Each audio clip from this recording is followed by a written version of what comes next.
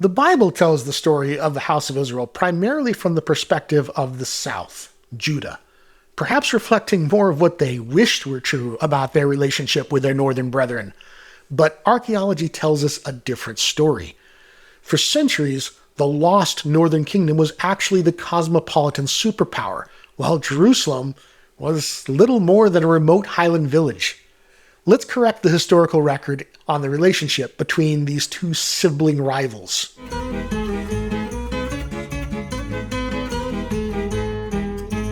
Hello everyone, this is Gilgamesh. If this interests you and you want to read more about this topic on your own, and I hope that you do, I have some recommended reading in the description that I used when I was preparing this. The Northern Kingdom of Israel, early prosperity and dominance. The Northern Kingdom of Israel emerged as a fully developed state significantly earlier than Judah, demonstrating greater economic potential, population, and international engagement. Early state formation and economic maturity. Israel was well on the way to fully developed statehood within a few decades of the presumed end of the United Monarchy around 900 BCE. By fully developed, this refers to a territory governed by bureaucratic machinery, evidenced by social stratification, luxury items, large building projects, prospering economic activity, and a developed settlement system. Superior natural resources and agriculture. Geographically, the northern highlands were richer with large valleys, relatively heavy rainfall, and moderate topographical features, leading to a much stronger agricultural potential. This contrasted sharply with Judah's harsher land formations and less rainfall. Strategic location and trade. Israel controlled strategic land routes such as the Megiddo Pass, which overlooked the Carmel Ridge and served as a major passage between Mesopotamia and Egypt.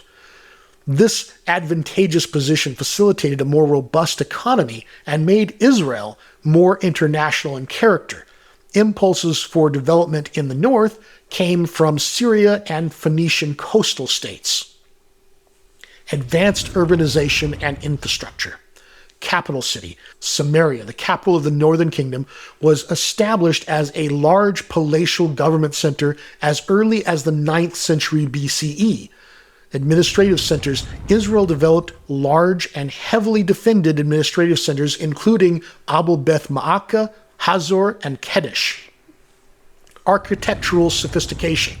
Regional administrative centers in the early 9th century were fortified and provided with elaborate palaces built of ashlar blocks and decorated with stone capitals, with the best examples found at Megiddo, Jezreel, and Samaria. The Omri Ahab capital city of Samaria was splendidly laid out on a hill. Industrial and commercial activity. The olive oil industry. The olive oil industry developed in Israel as early as the 9th century. Luxury goods and trade. The Samaria ostraca indicate a distribution list of luxury products to an elite group strategically placed around the city. Pottery vessels demonstrate evidence of significant trade via the Phoenician city-states, particularly Tyre. The close contacts between Phoenician states, Byblos, Sidon, Tyre, and the kingdom centered on Samaria are well attested. Population size. By the early 8th century, the northern kingdom had a population swelling to some 300,000, significantly larger than Judah's. Political implications of wealth. The economic advantages of the north made it a naturally more desirable target for both internal usurpation of power and colonization from outside polities, contributing to its political turmoil. The southern kingdom of Judah. Delayed development and economic transformation. In contrast, Judah was initially a smaller, poorer, and more isolated entity, experiencing significant economic and social development much later, particularly in the wake of Israel's destruction. Delayed state formation. Judah lagged behind Israel in its development by at least a century. The beginnings of a territorial state are discernible only in the Iron 2B period, 8th century BCE, and Judah only really developed after the fall of the Kingdom of Israel in 720 BCE. Unambiguous evidence for the developed statehood in Judah cannot be found before the 8th century BCE. Geographical and agricultural constraints. Judah was a rather isolated and sparsely populated kingdom until the 8th century BCE. Its remote geographical position, unpredictable rainfall, and rugged terrain offered meager opportunities for wealth and isolated it from the main trade routes. Its economy was initially concentrated around self-sufficient farming communities and pastoral groups. Modest early urbanization. Jerusalem. In the 10th and early 9th centuries, Jerusalem was no more than a poor single highland village. It was a small, remote hill country town and fully urbanized only in the late 8th century. Its size was modest, less than 10 hectares in the 9th century BCE, growing to a dominant size up to about 60 hectares only in the 8th and 7th centuries BCE. Other settlements. Until the expansion to the south and west in the 8th century BCE, Jerusalem was the only city. The cities of the south were fewer in number, smaller in size, poorer in economic wealth, and did not correspond to the urban standard of their northern neighbor Israel. Dependence on Israel. For a significant period, Judah was dependent on Israel. During the periods of both the Omrides and the Nimshides, the northern kingdom dominated Judah to the south as the middle power in the southern Levant and annexed it under its own rule as a subsidiary kingdom. Rulers from Samaria were, at least in part, also lords in Jerusalem. Economic revolution in the late 8th and 7th century BCE. Assyrian integration. After the fall of Israel in 720 BCE, Judah grew enormously in population, developed complex state institutions, and became integrated into the Assyrian economic sphere.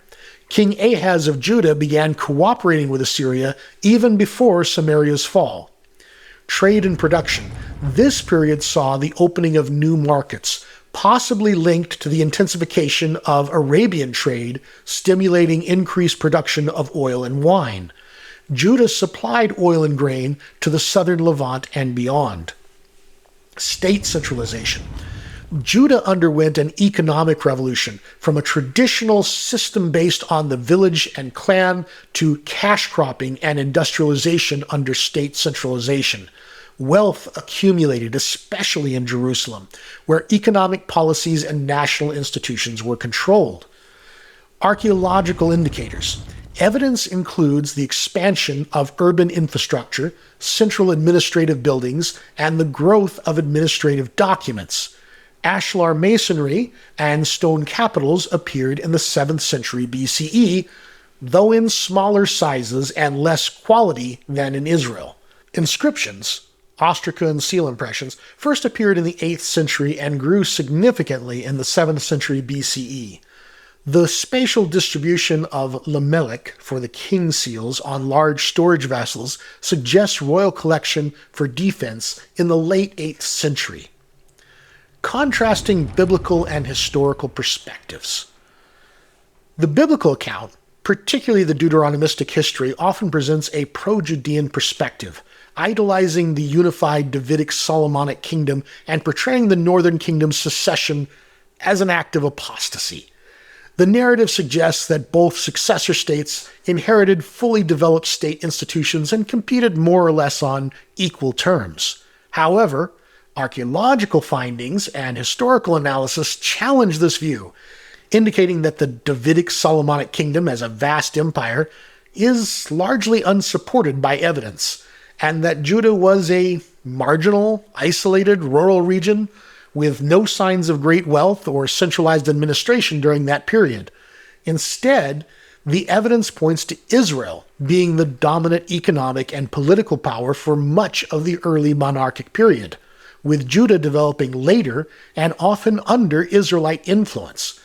The biblical texts, being predominantly from a southern perspective, disproportionately document the less culturally robust South and often present a propagandistically distorted view of the North. Here's the upshot. While the Hebrew Bible often portrays a unified and then divided kingdom with Judah as the enduring, divinely favored entity, historical and archaeological evidence reveals a more nuanced picture. The northern kingdom of Israel was economically and potentially superior for much of its existence, benefiting from richer land, strategic trade routes, and earlier state development. Judah, by contrast, was initially a smaller, more isolated, and less developed entity, experiencing its significant economic and social upswing primarily in the late 8th and 7th centuries BCE, largely in response to the fall of Israel and its integration into the Assyrian imperial economy. I hope you found this useful. If you'd like to support the channel and help me bring more content like this to the internet, please consider a membership if you're in a position to do so. If not, please just like and subscribe and share this with your friends and family. It really helps make a difference in this channel succeeding. Thank you very much. Shalom.